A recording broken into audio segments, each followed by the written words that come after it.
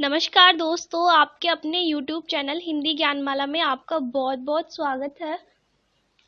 आज हम पढ़ेंगे जयशंकर प्रसाद जी की प्रसिद्ध कहानी ममता। चलिए आज का वीडियो शुरू करते हैं।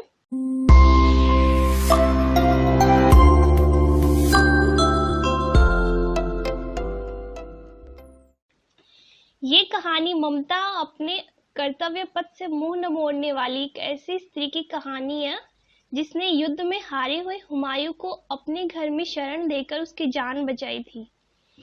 हुमायूं उसका घर बनवाकर उसका उपकार का ऋण चुकाना चाहता था। बरसों बाद अकबर के आदेश से एक अश्वारोही उस स्थान की सुध लेता है। ममता उस मुगल अश्वारोही को स्थान सौंपकर देह त्याग अनंत यात्रा पर चली जाती है। वहां एक अष्टकोण आकर्षक मंदिर बनवाया गया जिसकी शिलालेख पर लिखा गया, सातों देश के नरेश हुमायूं ने एक दिन यहाँ विश्राम किया था। उनके पुत्र अकबर ने उनकी स्मृति में यह गगनचुंबी मंदिर बनवाया, मगर ममता का कहीं नाम नहीं था। तो आइए मूल कहानी पढ़ते हैं। रोहतास दुर्ग के प्रकोष्ठ में बैठी हुई युवती ममता शोण के तीक्ष्ण गंभीर प्रवाह को देख रही है। ममता विधवा थी। उसका यौवन शोण के समान ही उमड़ रहा था। मन में वेदना, मस्तक में आंधी, आंखों में पानी की बरसात लिए वह सुख के कंटक शयन में विकल थी। वह रोहतास दुर्गपति के मंत्री चूड़ामणि की अकेली दुहिता थी। फिर उसके लिए कुछ अभाव होना असंभव था, परंतु वह विधवा थी। हिंदू विधवा संसार में सबसे तुच्छ निराश्रय प्राणी है। तब उसकी विडंबना का अंत कहाँ था। चूड़ामणि ने चुपचाप उसके प्रकोष्ठ में प्रवेश किया। शोण के प्रवाह में उसके कलनाद में अपना जीवन मिलाने में वह बेसुध थी। पिता का आना न जान सकी चूड़ामणि व्यथित हो उठे।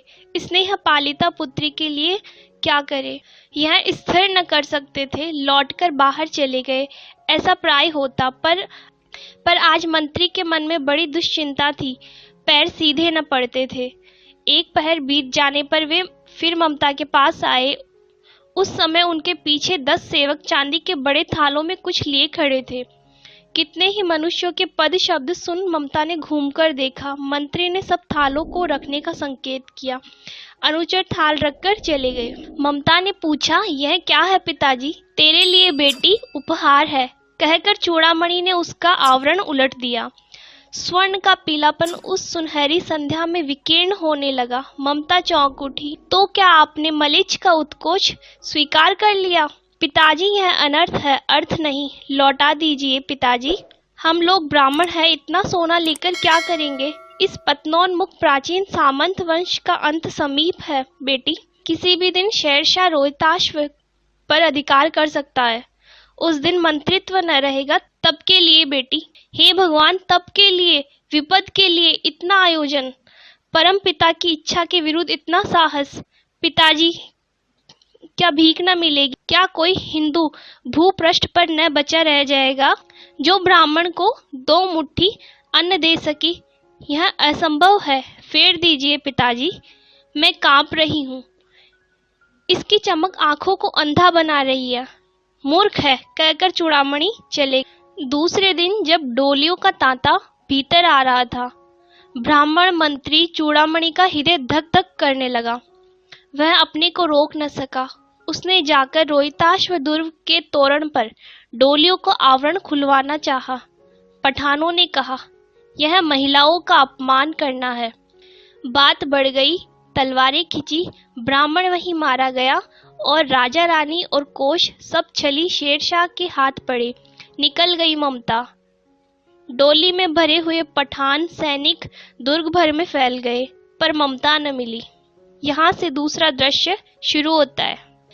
काशी के उत्तर धर्मचक्र विहार मौर्य और गुप्त सम्राटों की कीर्ति का खंडर था। भग्न चूड़ा, तृण गुल्मों से ढके हुए प्राचीर, ईंटों के ढेर में बिखरी हुई भारतीय शिल्प की विभूति ग्रीष्म की चंद्रिका में अपने को शीतल कर रही थी। जहाँ पंचवर्गीय भिक्षु गौतम का उपदेश ग्रहण करने के लिए पहले मिले थे, उसी स्तूप के भग्नावशेष की मलिन छाया में एक झोपड़ी के दीपालोक में एक स्त्री पाठ कर रही थी। अनन्याश्चिन्तयन्तो माम ये जना पर्युपासते। पाठ रुक गया। एक भीषण और हताश आकृति दीप के मंद प्रकाश में सामने खड़ी थी। स्त्री उठी। उसने कपाट बंद करना चाहा, परंतु उस व्यक्ति ने कहा, माता, मुझे आश्रय चाहिए। तुम कौन हो? स्त्री ने पूछा। मैं मुगल हूँ। चौसा युद्ध में शेरशाह से विपन्न होकर रक्षा चाहता हूँ। इस रात अब आगे चलने में असमर्थ हूँ। क्या शेरशाह से? स्त्री ने अपने ओठ काट लिए। हाँ माता, परंतु तुम भी वैसे ही क्रूर हो। वही भीषण रक्त की प्यास, वही निष्ठुर प्रतिबिंब तुम्हारे मुख पर भी है। सैनिक, मेरी कुटी में स्थान नहीं। जाओ कहीं दूसरा आश्रय खोज लो। गला सूख रहा है, साथी छूट गए हैं, अश्व गिर पड़ा है, इतना थका हुआ हूँ, इतना। कहते कहते वह व्यक्ति धम से बैठ गया और उसके सामने ब्रह्मांड घूमने लगा। स्त्री ने सोचा, यह विपत्ति कहाँ से आई? उसने जल दिया। मुगल के प्राणों की रक्षा हुई। वह सोचने लगी, ये सब विधर्मी दया के पात्र नहीं। मेरे पिता का वध करने वाले आतताई। घृणा से उसका मन विरक्त हो गया। स्वस्थ होकर मुगल ने कहा, माता, तो फिर मैं चला जाऊं? स्त्री विचार कर रही थी, मैं ब्राह्मणी हूँ, मुझे तो अपने धर्म अतिथि देव की उपासना का पालन करना चाहिए। परंतु यहाँ नहीं नहीं, ये सब विधर्मी दया के पात्र नहीं। परंतु यह दया तो नहीं, कर्तव्य करना है। तब मुगल अपनी तलवार टेक कर खड़ा हुआ। ममता ने कहा, क्या आश्चर्य है कि तुम भी छल करो।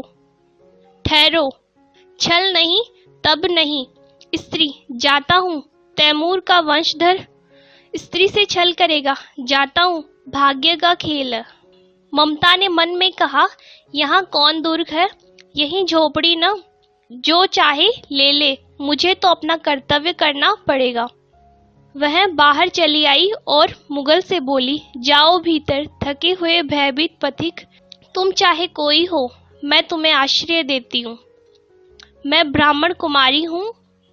सब अपना धर्म छोड़ दे, तो मैं भी क्यों छोड़ दूं? मुगल ने चंद्रमा के मंद प्रकाश में वह महिमा में मुखमंडल देखा। उसने मन ही मन नमस्कार किया। ममता पास की टूटी हुई दीवारों में चली गई। भीतर थके पथिक ने झोपड़ी में विश्राम किया। प्रभात में खंडहर की संधि से ममता ने देखा, सैकड़ों अश्वारोही उस प्रांत में घूम रहे हैं। वह अपनी मूर्खता पर अपने को कोसने लगी। अब उसकी झोपड़ी से निकलकर उस पथिक ने कहा, मिर्जा, मैं यहाँ हूँ। शब्द सुनते ही प्रसन्नता की चीत्कार ध्वनि से प्रांत गूंज उठा। ममता अधिक भयभीत हुई। पथिक ने कहा, वह स्त्री कहाँ है? उसे खोज निकालो। ममता छिपने के लिए अधिक सचेष्ट हुई। वह मृगदाव में चली गई। दिन भर उसमें से न निकली। संध्या में जब उन लोगों के जाने का उपक्रम हुआ तो ममता ने सुना, पथिक घोड़े पर सवार होते हुए कह रहा है, मिर्जा, उस स्त्री को मैं कुछ दे न सका, उसका घर बनवा देना, क्योंकि मैंने विपत्ति में यहाँ विश्राम पाया था। यह स्थान भूलना मत। इसके बाद वे चले गए। चौसा के मुगल पठान युद्ध को बहुत दिन बीत गए।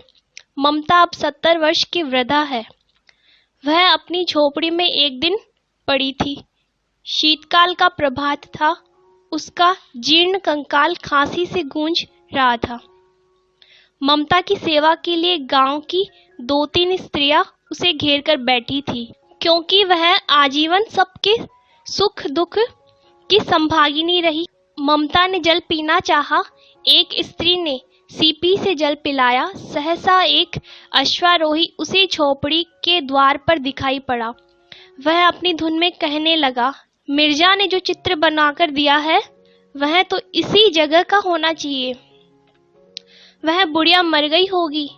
अब किससे पूछो कि एक दिन शहंशाह हुमायूं किस छप्पर के नीचे बैठे थे। यह घटना भी तो 47 वर्ष से ऊपर की हुई। ममता ने अपने विकल कानों से सुना। उसने पास की स्त्री से कहा, उसे बुलाओ। अश्वारोही पास आया। ममता ने रुक रुक कर कहा, मैं नहीं जानती कि वह शहंशाह था या साधारण मुगल, पर एक दिन इसी झोपड़ी के नीचे वह रहा। मैंने सुना था कि वह मेरा घर बनवाने की आज्ञा दे चुका था। भगवान ने सुन लिया। मैं आज इसे छोड़े जाती हूँ। अब तुम इसका मकान बनाओ या महल, मैं अपने चिर विश्राम गृह में जाती हूँ। वह अश्वारोही अवाक खड़ा था। बुढ़िया के प्राण पक्षी अनंत में उड़ गए। वहां एक अष्टकोण मंदिर बना और उस शिलालेख पर लगाया गया, सातों देश के नरेश हुमायूं ने एक दिन यहाँ विश्राम किया था। उनके पुत्र अकबर ने उनकी स्मृति में यह गगनचुंबी मंदिर बनाया, पर उसमें ममता का कहीं नाम नहीं। धन्यवाद दोस्तों। कृपया वीडियो को लाइक करें और चैनल को सब्सक्राइब करें। जय हिंद, जय भारत।